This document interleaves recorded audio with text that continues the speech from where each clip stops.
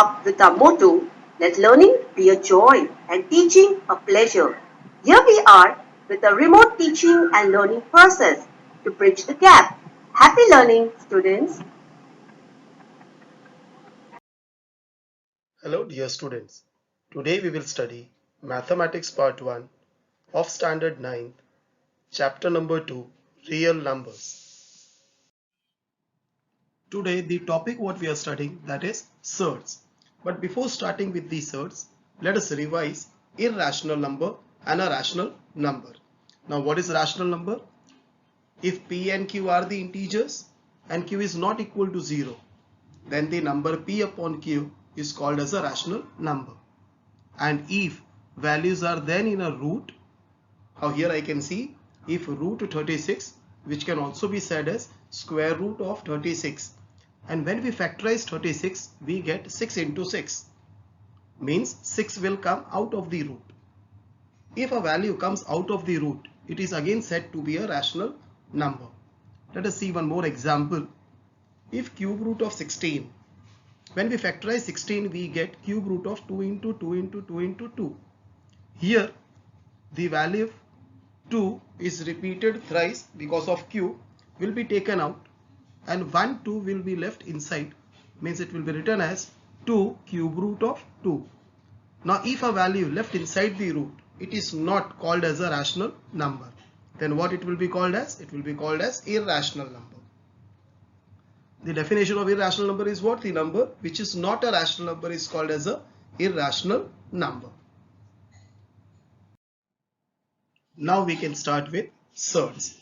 Now suppose if values are given with a root, for example root 7, or which is called as a square root of 7, or fifth root of 27, which is said as same fifth root of 27. Both these numbers, square root of 7 and fifth root of 27, are written in a form of nth root a. Means the value which is written above the root will be called as n. The value which is written inside the root will be called as a. Means these values are written in a form of nth root a. Now what is surds? If n, which is a natural number, is not equal to 1 and a is a positive rational number and nth root a is an irrational number, then nth root a is said to be a surds.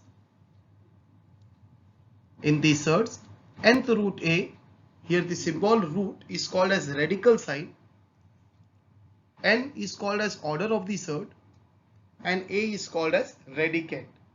To identify the given value whether it is surd or not, we will check these three conditions. First condition is n value should be a natural number, but it should not be 1. It should be more than 1. The second condition is a value, which we call it as radicand, should be a positive rational number. And the third condition is entire value, means nth root a, should be an irrational number. Then we can say nth root of a is a surd. Let's see a few examples how to identify whether it is surd or not. First example, root 5. Let us start with the solution. We will write root 5. Now we will check those three conditions what we saw in the previous slide. First condition was value of a, means radicand, should be a positive rational number. Here the value of a is 5, which is a positive rational number. Then the order of the surd should be a natural number, but it should not be 1. Here the order is 2, means n equals to 2 is the order of the surd. Here n is not equal to 1. And the third condition is that nth root of a should be an irrational number. Means here it is square root of 5, which is an irrational number. Therefore we can say nth root of 5 is a surd. Means square root of 5 is a surd. Let us see one more example, which is fifth root of 32. Let us again check with all our three conditions. First condition is what? The radicand value should be a positive rational number. Here the radicand value is 32, means a is 32, which is a positive rational number. Second condition is what? The order of the surd should be a natural number greater than 1. Here n value is 5, which is a natural number greater than 1. And third condition is what? Fifth root of 32 should be a irrational number. Let us see fifth root of 32. When we factorize 32, we get 2 into 2 into 2 into 2 into 2. And order is 5, means a number which is repeated 5 times can be written out. Here inside root we can see 2 is written 5 times. Means that 2 will come out of the root and value will become equals to 2. Now here 2 is not an irrational number. Therefore we will say fifth root of 32 is not a surd. Let us start with practice set 2.3. Main question 1. State the order of the surds given below. Just we have to identify the order of the surds. Let us see sum number 1. Cube root of 7. Here the order of the surd is what? 3. Therefore final answer we will write the order of the given surd is 3. Sum number 2. 5 root 12. Now here order is not written. If order is not written, we will call it as square, means it will be read as 5 square root of 12, means the order of the given surd is 2. Sum number 3. Fourth root of 10. Now the order of the given surd is 4. Sum number 4. Root 39. Again order is not given, means we can call it as square root of 39. Means order of the given surd is how much? Is 2. And the last sum, fifth one, cube root of 18. Here the order of the given surd is 3. Now let us start with main question 2. State which of the following are surds and justify. We have to identify whether the given value is a surd or not. We know the three conditions. How to check? First is radicand value should be a positive rational number. Order of the surd should be a natural number greater than 1. And nth root of a should be an irrational number. If all the three conditions are fulfilled, we will write it is a surd. Let us start with the first sum. Cube root of 51. Start with the solution. Cube root of 51. Here the radicand value is 51, which is a positive rational number. We will write a equals to 51, which is a positive rational number. Order of the surd in this sum is 3, means it is a natural number which is greater than 1. And nth root of a, means cube root of 51, is an irrational number. Therefore we can say cube root of 51 is a surd. Sum number 2. Fourth root of 16. Let us start with the solution. Fourth root of 16. Now here the radicand value is 16, which is a positive rational number. We will write a equals to 16, which is a positive rational number. Order of the surd given here is 4, which is also a natural number greater than 1, means our second condition is also fulfilled. Now we have to check our third condition. What is third condition? Nth root of a, means fourth root of 16, should be an irrational number. Let us see, if we factorize 16, we get 2 into 2 into 2 into 2. Order is 4, means a number if repeated 4 times can be taken out of the root. Here the number 2 is repeated 4 times. Therefore we can write fourth root of 16 is equal to 2, and 2 is not an irrational number. Therefore fourth root 16 is not a surd. Sum number 3. Fifth root of 81. Let us start with the solution. Here the value of a is 81, which is a positive rational number. Order of the surd is 5, which is a natural number greater than 1. And nth root of a, means fifth root of 81, is a irrational number. Therefore fifth root of 81 is a surd. Sum number 4. Square root of 256. Here the radicand value is 256. Again it is a positive rational number. Order of the surd is 2, which is greater than 1 and a natural number. And square root of 256, when we factorize we get 4 into 4 into 4 into 4, means square root of 256 is 16, which is not an irrational number. Therefore we can say square root of 256 is not a surd.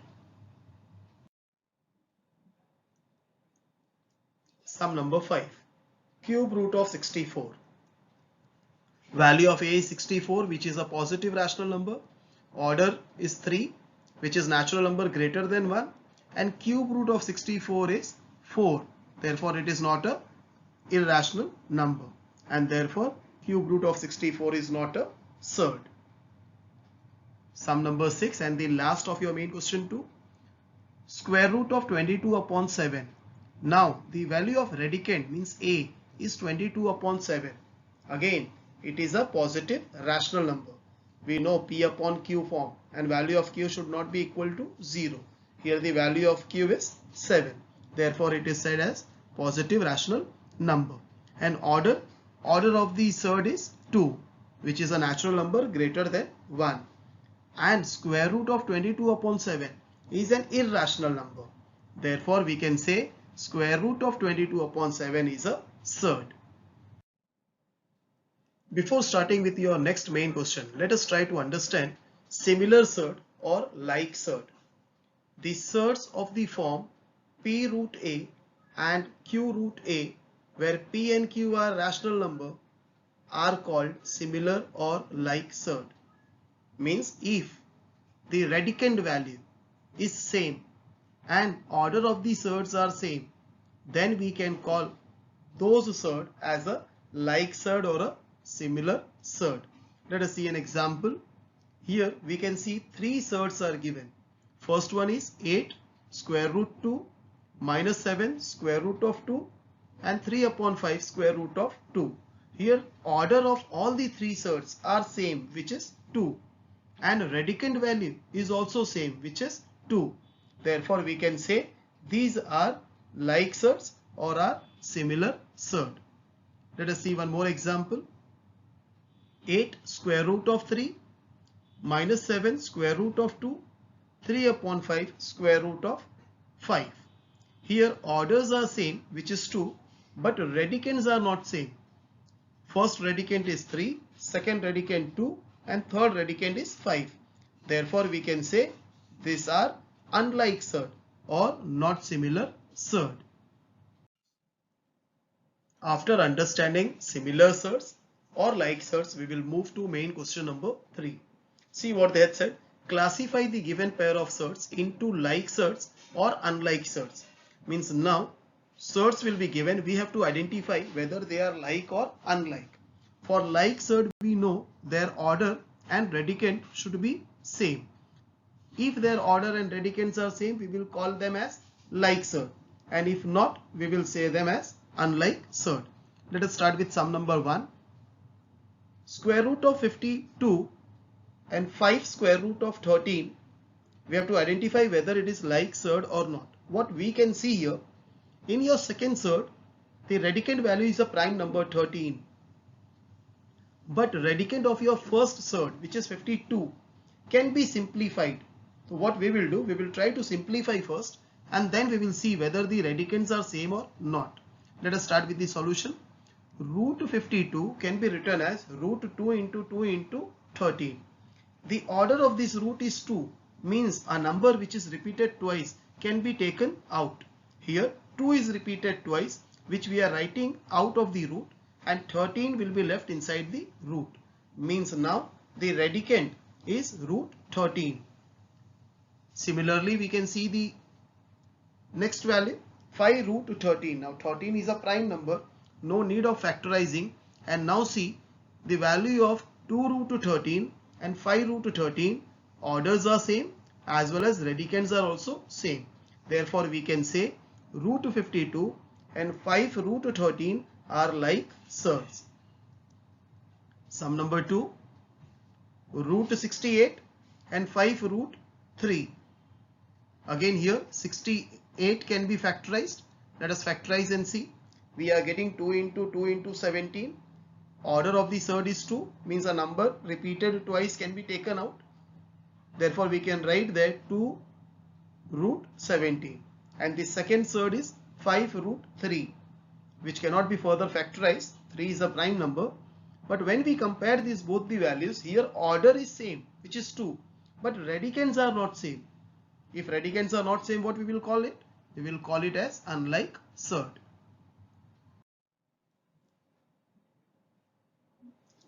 Sum number 4. 4 square root of 18 and 7 square root of 2. Again we will factorize 18 and we will see we got 12 root 2. And the second surd what we are having, that is 7 square root of 2. Now order as well as their radicands are same. Therefore we can say 4 root 18 and 7 root 2 are like surd.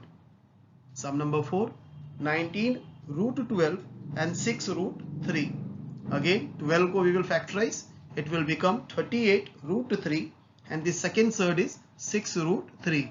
Again order as well as their radicands are same, means we can say these two values as like surds.